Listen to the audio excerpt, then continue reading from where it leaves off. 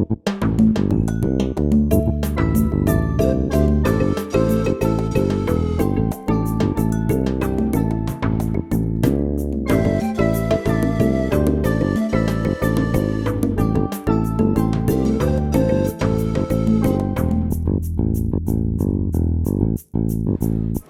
doctora Patricia Breen cuenta con más de 30 años de experiencia en la administración de la educación superior. Actualmente se desempeña como presidente de Pacific Oaks Colegio y Escuela Infantil.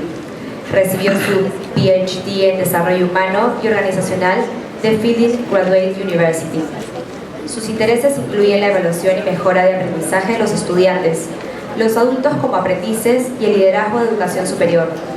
Además, es miembro activo del Consejo de Escuelas de Posgrado y ha sido consultora y evaluadora para la Comisión de Estudios Superiores de la North Central Association de Escuelas y Universidades y el Senior College and University Commission WASC.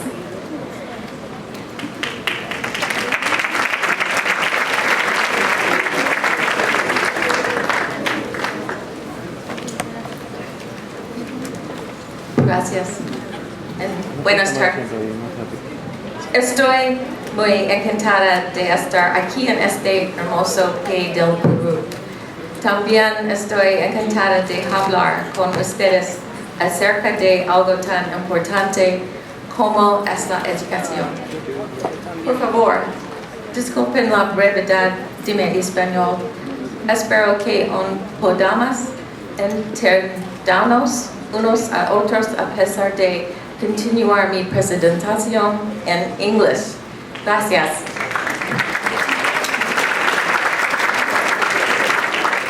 I probably should have apologized to you before I did that, but glad that I did. I'm thrilled to be here in beautiful Peru to meet and talk with you about the most important work in the world, education. Please forgive my poor Spanish. I hope that we will understand each other if I speak English.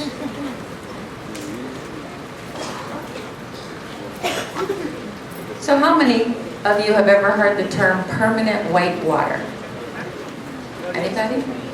Yes, at least two. It's wonderful. It's a term that has been around for a while. It describes why the job of leadership, whether in education or almost any other field, has changed forever.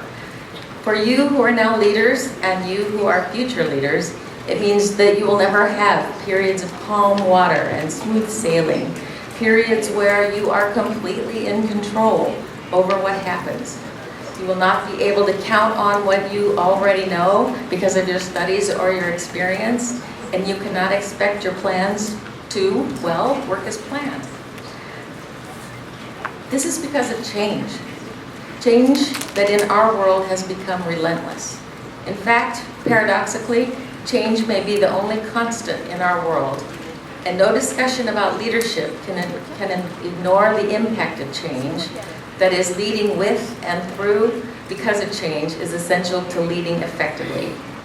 Leaders of today and tomorrow will only be effective if they can, not just survive permanent white water, but thrive in permanent white water. Daunting? You bet it is. Thrilling? Indeed. Just like white water. It takes different skills, a different mindset, but the payoff can be thrilling. So let's get at that. Complex systems tend to produce novel problems never even imagined by those involved.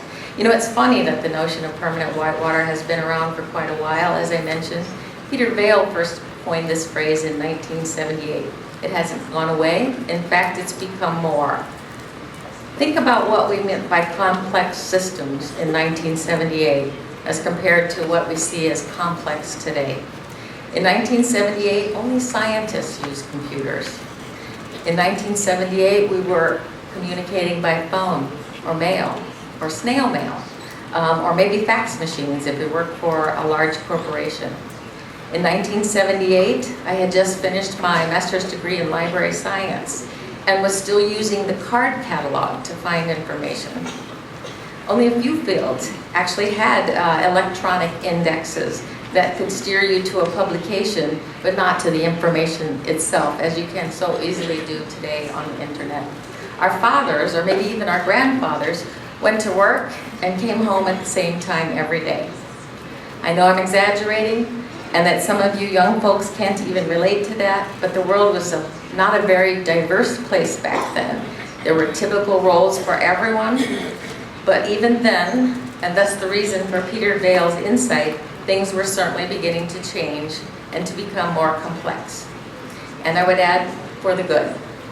In those early years, his insights about the role of change in and on our organizations was remarkably foresightful. Because of change, he proposed that it would be hard to predict what would happen and the ramifications that would be felt because of change. That constant surprise would be costly, both in terms of dollars and stress. I think we can agree with that too. We can't push the river, that permanent whitewater, so we must go with the flow. And that whole teams of people are needed to go with the flow. And that teams, to be effective, must be self-aware, open, and mature in order to deal with change. So let's take the world of education as an illustration of how pervasive change has been in, say, the last 25 years or so.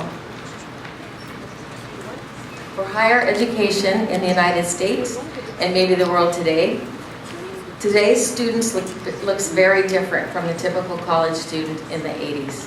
First of all, there are more of them. Due to the U.S. goal of increased access to higher education after World War II, advances in civil rights, financial aid, the number of baby boomers, the number of students enrolled in college increased from about 12 million in 1985 to about 20 million today. They look different too. Our U.S. college population is more diverse in every respect. There are more females than males, which is a reverse of the trend from 1985. And there is much more diversity, from about the 80% white student that we had at that time to now 40% of our students are from diverse backgrounds, diverse minority groups. And they're older. In fact, students are older than 25 are the fastest growing group of students in the United States today. The way they learn is very different as well. They're taking classes off campus, online, through non-collegial learning such as MOOCs, or badges, or prior learning assessment. And if you ask my faculty at Pacific Oaks College, as importantly as the numbers is the preparation of our college students. Possibly due to increased access, today's college student is much less prepared for college than they were in the past. Over 30% of all undergraduate students in the U.S. today are taking remedial courses, that is, courses that are below college level, in order to prepare them to manage the academic rigor of the college level. Only 25% of them who are taking the traditional admissions exams, the ACT tests, for example, can meet benchmarks in all 4 required areas of math, English, reading, and science. And we have new types of colleges that specialize in types of students, types of preparation, types of delivery modalities, all of which has increased opportunity for this growing number of students and increased competition for both the number of students and the quality of students. Ooh, that's a lot. But that's not the big thing, at least not for me as a college president. The big thing for me, and most of us who will be leaders in education, is in the United States, probably here too, is keeping up with changes in our regulatory environment. Didn't mean to do that. As the number of students increases and the number and types of colleges increases, the public outcry for greater accountability has been long and loud. 2 important works have fueled this response. A Nation at Risk, which was published in 1983, and which identified, and I use quotes here, a rising tide of mediocrity in our educational institutions in the United States. Further, in 2011, a book titled Academically Adrift was published, which galvanized everyone to understand that, or to accept the findings from these 2 college professors who proposed that American college students aren't learning very much. In fact, they're not learning much at all in the first year or two of their college experience. And so, greater accountability for student achievement is now at the heart of the regulatory processes, including our regional accreditors, WASC, or the Western States Commission on University and Colleges, the U.S. Department of Education, the teacher credentialing commissions, and the operating laws in every state. We've heard a bit about that in the last couple of days. In the last 2 years, for example, WASC has defined exactly, or almost exactly, the skills that a graduate of a bachelor's program must have. Back in 1987 or so, WASC and all the other regional accrediting bodies first identified that we had to measure student learning. Not too long after that, in about 2000, in about the early 2000s, WASC required that we measure specific student learning. And just a few years ago, in fact, it'll have an impact on the accreditation visit for UPC, is that not only are they measuring student learning, not only are they measuring specific student learning, but now we are measuring the degree of achievement that students have on that specific student learning. So that's a lot of change for us, and it won't stop. I think we'll intend to see greater and greater restriction over the years and greater change in what we try to do to prepare our students for the communities they'll serve.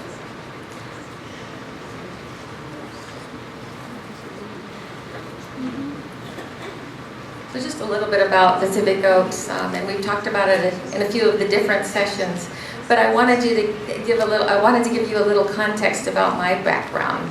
Pacific Oaks informs my ideas and my practice. So I thought I'd share a bit with you about this wonderful, unique college and children's school. 70 years ago, this year, as a matter of fact, 7 Pasadena families, 2 of which were Quaker, but all of which saw the need to challenge the societal trends of the day with an educational approach that would develop young children with appreciation and respect for all races of people. This Quaker influence has defined the values that have guided us for these last 70 years. Values that are bound to what is most important to the college and children's school: belief in the opportunity and fairness for all, and belief in the right and the potential for every individual to learn.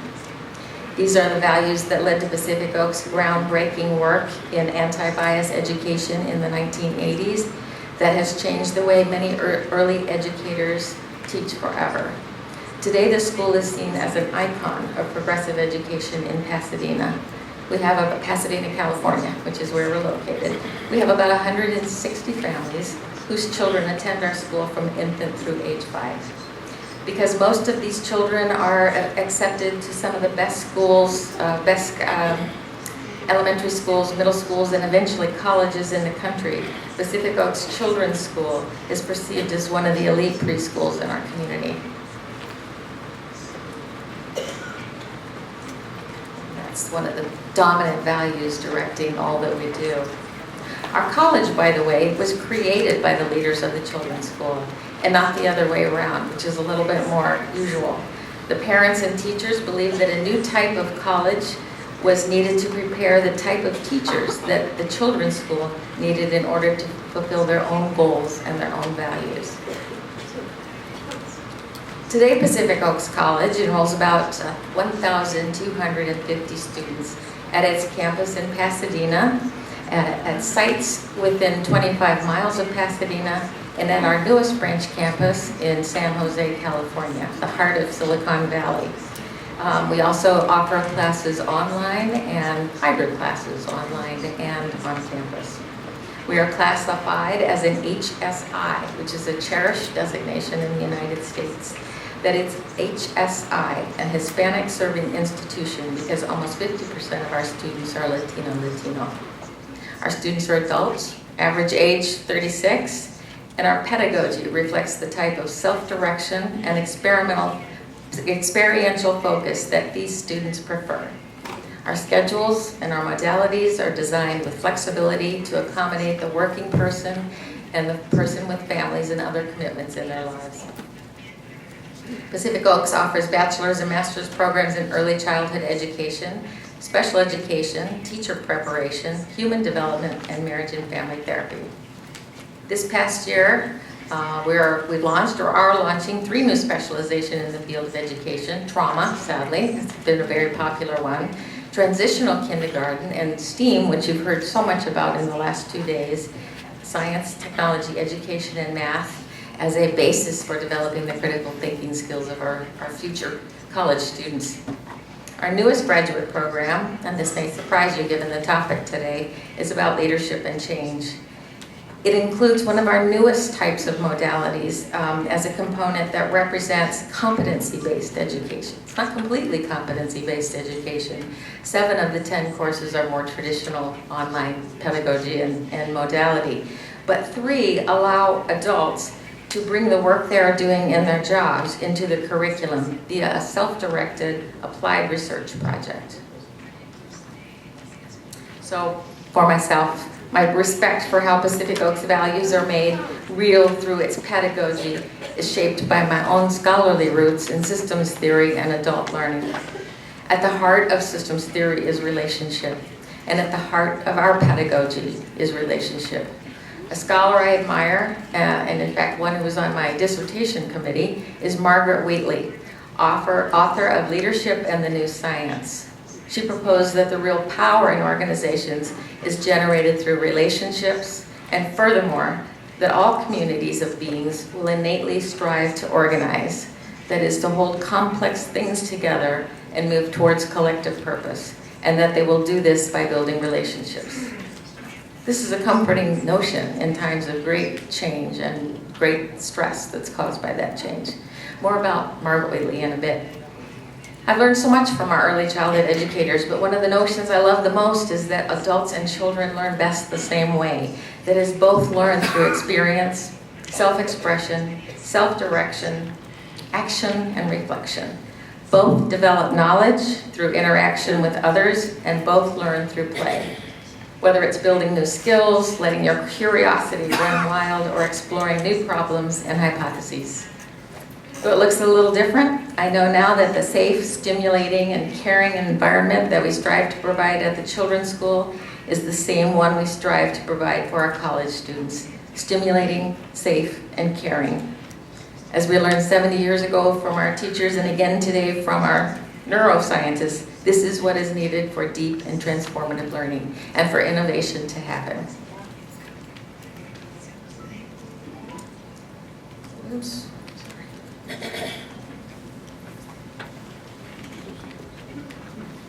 So maybe more than you want to know, but I took one of those leadership style assessments not long ago. I've taken several, but this one was focused on strengths. And I found that I'm utterly adaptable, perhaps from my childhood experience of moving every 2 years since my father was in the neighborhood, or in the military. But despite that, I'm a great one for planning anyway, at least at the start. In higher education, that is, in a world of brilliant thinkers and theorists who are maybe not so practical, I found that one of my most differentiating skills is figuring out how to make an idea come to life, how to make it happen. The goals I have for myself now here in my 6th month of a new job as a college president are to delegate and develop others instead of doing everything myself, my way, to consider the future in ways that will inspire and energize others, and not to cling to my comfort zone as we move into that future. So with that background, what I can share with you today is about leadership in a field that is relentless about the need for constant improvement. As I see it, to be your best, you must know yourself, you must embrace the hard work ahead, you must be courageous, goal-directed, and above all, you must communicate well, often, thoroughly, briefly, clearly, and then do it again. And one more thing, if you love what you do, these actions will be natural, thrilling, and utterly fulfilling. So let's start with know thyself. This is an inscription that's found on the Oracle at Delphi. Gosh, how many years ago was that? At my college, respecting that every individual has a unique way of relating to the world is the foundation of our culture and relational-based pedagogy. It starts with understanding your own way of relating to the world, and how and why your own experiences have shaped your view and your values. Knowing who you are and why you are that way opens the doors to understanding and respect for difference. That is, understanding that someone else's way of relating to the world reflects their own experiences and values and not what's right or wrong. We spend much of a student's first year with us in helping to develop their ability to reflect and reflect on their experiences and to learn from them. Reflection is a skill that's critical to self-knowledge. And as you've heard many times in the past 2 days, it takes confidence. Self-knowledge is critical to learning and coping with change. It takes confidence in yourself to be open to new experiences and, because of them, to challenge what you already think or believe. During times of rapid and unrelenting change, it hardly ever works well to deny that changes are important or permanent or real. My own perspective about reflection is that what emerges as you become a skilled reflector, reflect what is important to you, and a fairly solid understanding about what your values are, as we would call them at my college. Those values are what will remain constant even as you seek to adapt them to new experiences, new information, new contexts, confusion, emotion, and change.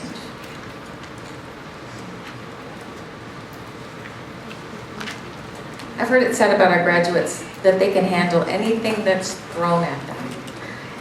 This doesn't come from their vast knowledge about every possible situation or the literature. It comes from the confidence they have in their ability to learn from their experiences and their confidence in who they are as they move out of their comfort zone to learn and grow.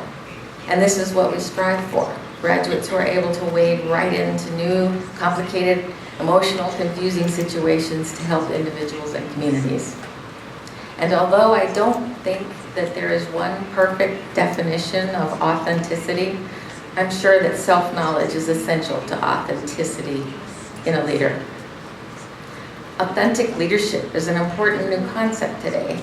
And just to prove that I can learn new things, I will refer to it as trending. Authentic leadership is a trending notion. We want our leaders to be genuine. We want to be able to trust them. Now in the United States, we are going through a political wild ride, an election process that, among other things, serves to remind us of how important authenticity is. I know you have an election process here in Peru, and so maybe some of these things are similar. We want leaders who walk their talk. Is that a familiar saying to you? Walk their talk? Some of you. Good. It means integrity, coherence. Coherence between what you say and what you do. Leaders we can count on to be true to the values that we thought they had when we put them in office or hired them for that job, despite overwhelming and rapid change, adversity, and unpredictable whitewaters. We hope for leaders who are not afraid to explore new experiences, to reflect on and learn from these new experiences, and to use what they know about themselves to steer confidently through rough waters and situations you cannot predict.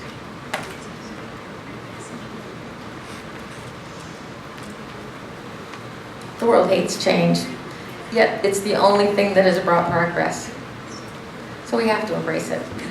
Let's talk a bit about the inevitability of change and how it helps to work with it rather than resist it. You've heard the expression, embracing the porcupine. It's another one I like. Maybe not so many. But those sharp quills aren't going to go away. Instead of fighting them or ignoring them or covering them up, embracing the porcupine means to accept the reality of the situation, that this is going to be hard, and to figure out how to do the best you can with what you have. Sharp quills, turbulent water, and all. After all, change, as much as people hate it, is the only path to progress.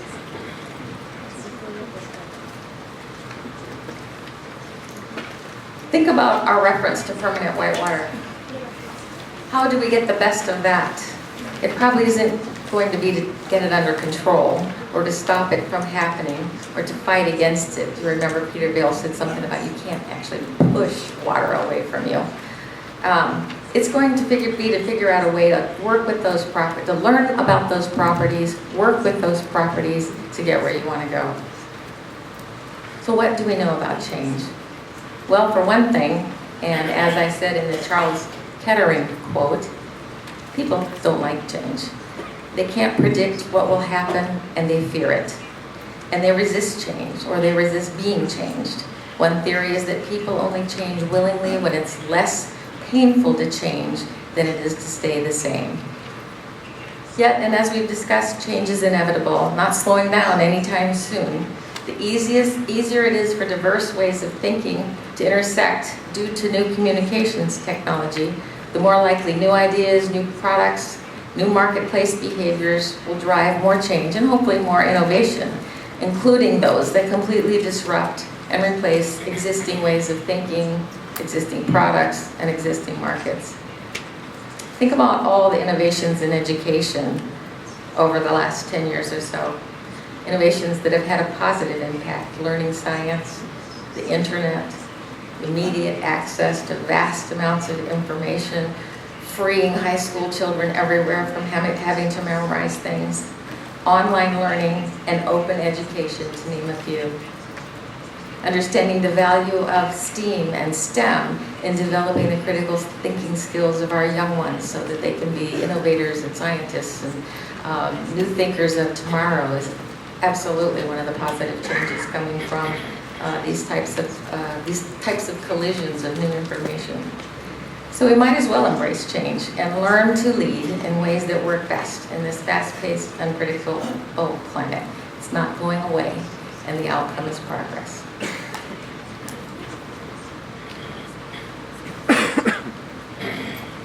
Let's take a moment to read this quote by Cardinal Newman. A man would do nothing if he waited until he could do it so well that no one would find fault with what he had done.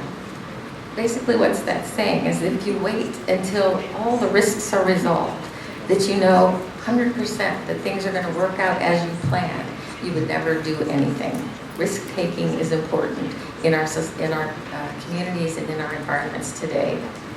It's something we've talked about at least in almost every presentation that I've seen since I've been here. Given the focus on innovation at this Congress, that's not surprising. Taking risks has been a theme running through many of the comments our speakers and panelists have made. To innovate, to make progress, and to thrive in an environment that quickly overwhelms incrementalism and mediocrity, leaders cannot play it safe. Leaders must push the boundaries, take risks, and they must take them quickly, learn from them, and take more risks. To fear failure would paralyze both the action and the learning that comes from failure.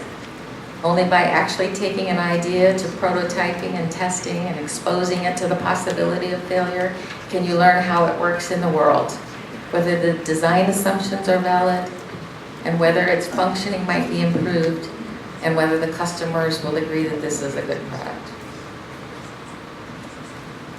So as a leader, you have to develop a culture in your organization in which it is okay to fail. A culture in which continuous learning is the highest priority, and all that comes with that. So many of the characteristics we've talked about that stimulate and encourage innovation are the same as the characteristics for taking risks. Yesterday Anita mentioned Peter Senge and his notion that in a learning community there is no blame. An important element for taking risks. Building trust through openness and integrity, establishing the processes of reflecting upon and learning from experiences, and using the collective perspective of diverse groups of people to create and problem solve in new ways is needed. For me personally, it helps to remind myself and others that we are all scholars. We study new ideas. We experiment with them through different contexts and new applications. We assess what worked and what didn't. We improve the idea, and then we try it again. We do it, we reflect on it, we revise it, and then we do it again. I hope this sounds familiar to many of you.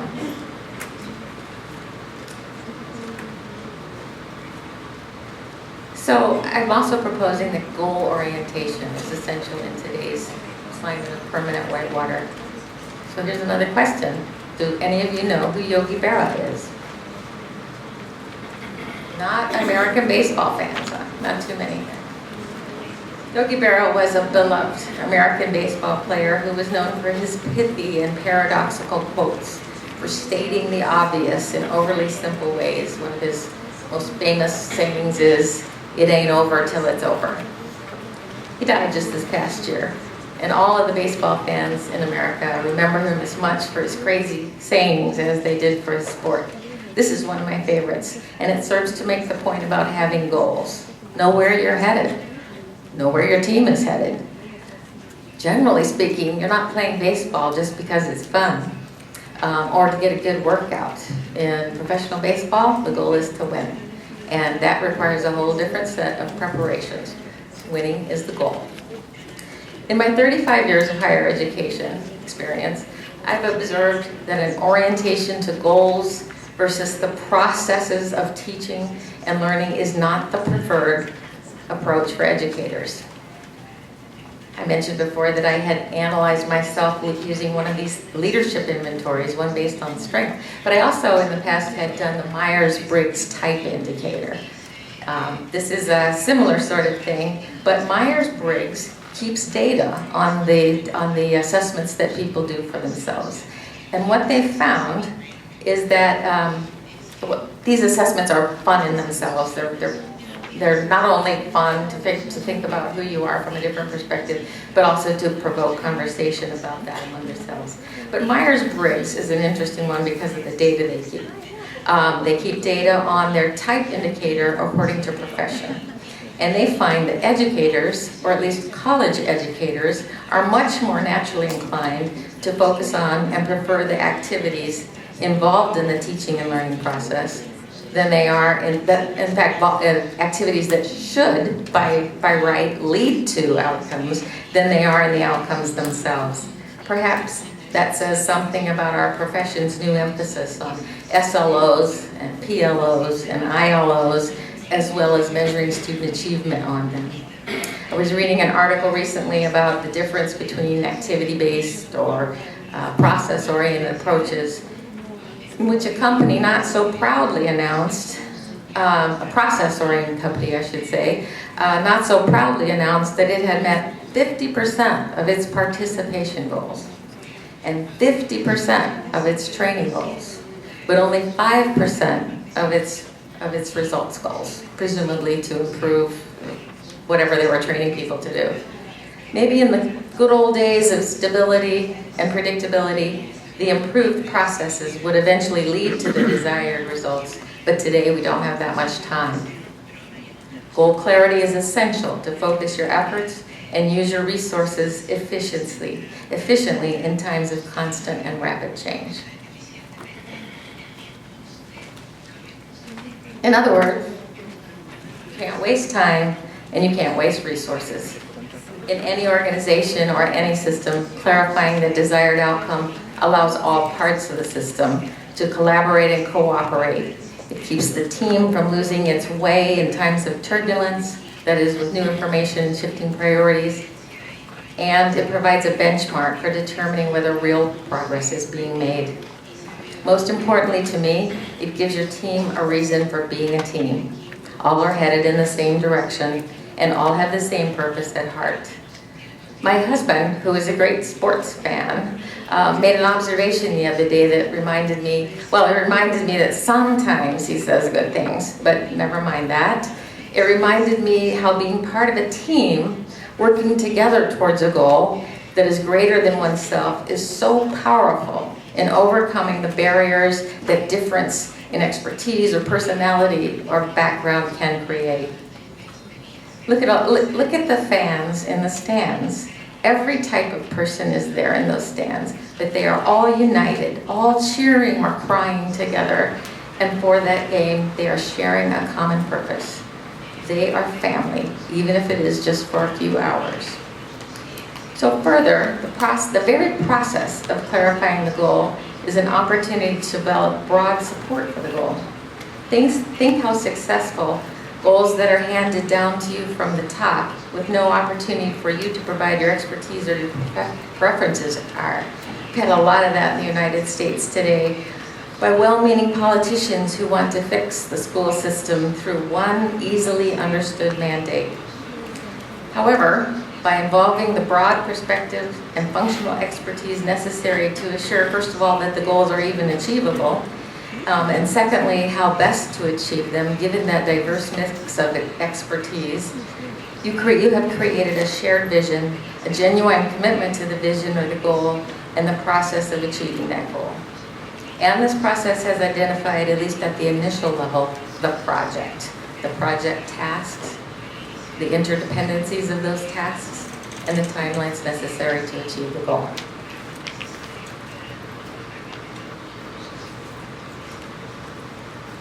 How important is communication when your team finds itself in unpredictable situations?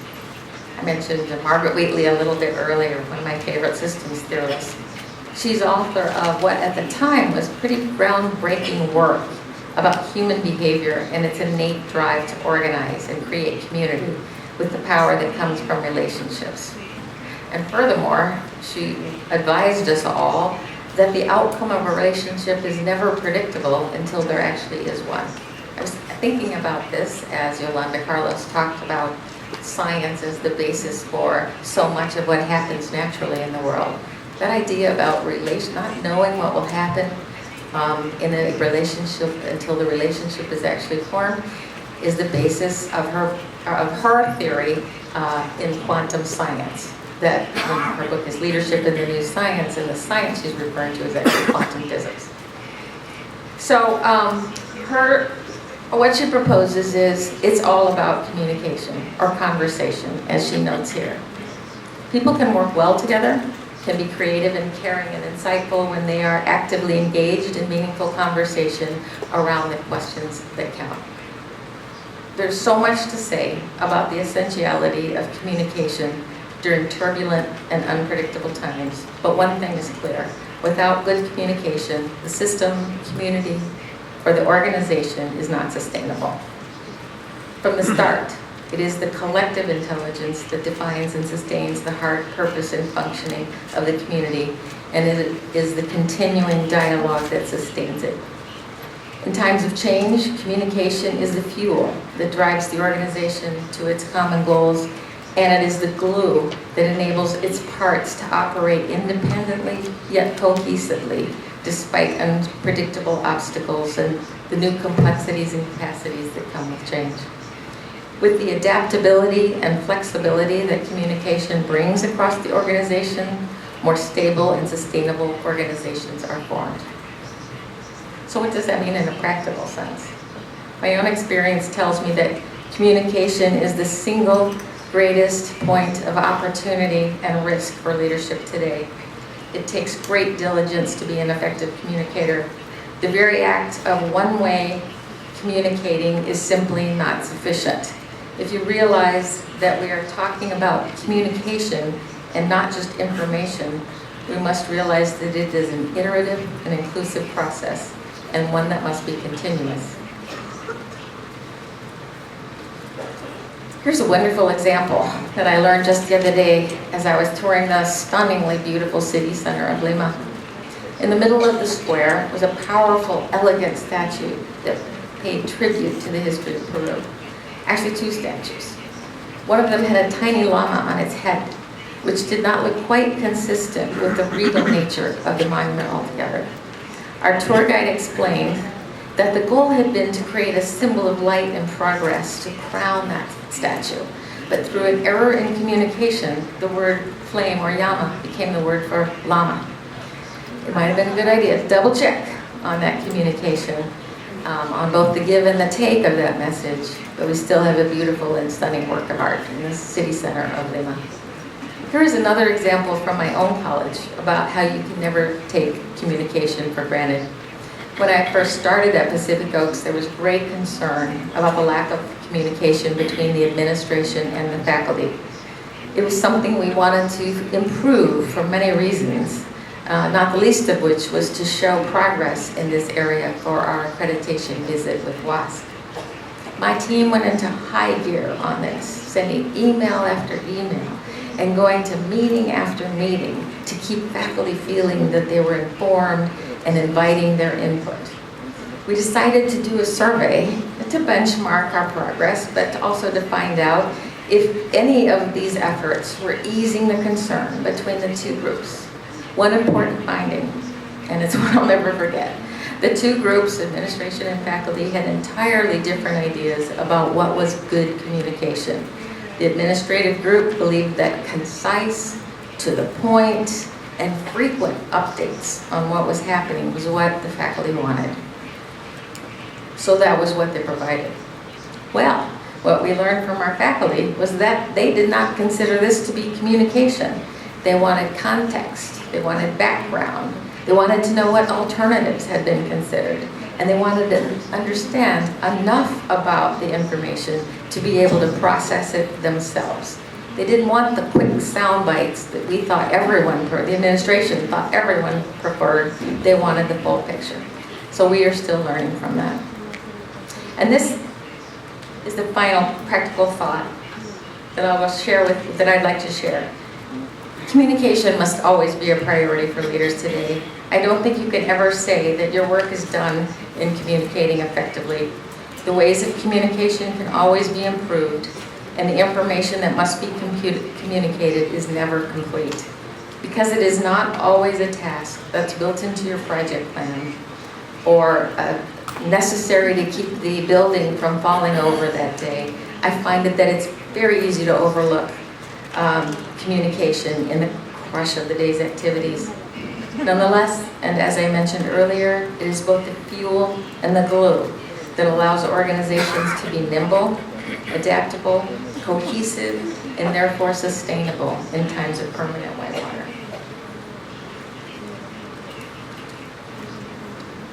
So, finally, joy. We talked yesterday about how to improve education, and one of the ideas that I suggested was to take advantage of what motivates people, adults and children, to learn, and that it was the innate joy that human beings find in exploring, experimenting, trying things out with others and seeing what else they can do with them and achieving what they set out to do.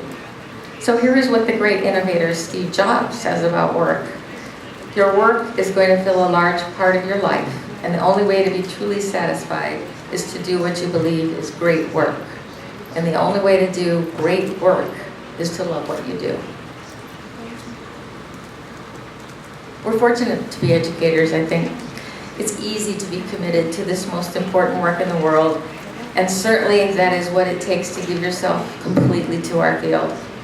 And giving yourself completely to your work is the best way to find great satisfaction from it. The more you put into your work, the more that you will get out of your work. The more you stay current and on the cutting edge of innovative thinking in your field, the more thrilling your field becomes for you, and the more confident you are in your ability to be part of its future. Your commitment allows you to influence others and earn their cooperation, and your knowledge obliges you to take a leadership role and advocate for progress in your field. Every speaker here has made clear the importance of education in our world today, and in the need to be purposeful and courageous in creating progress through innovation. I'd like to finish with reminding you that it starts with you, and the passion and the discipline and the joy that you bring to this field, because it is through you that progress will be made.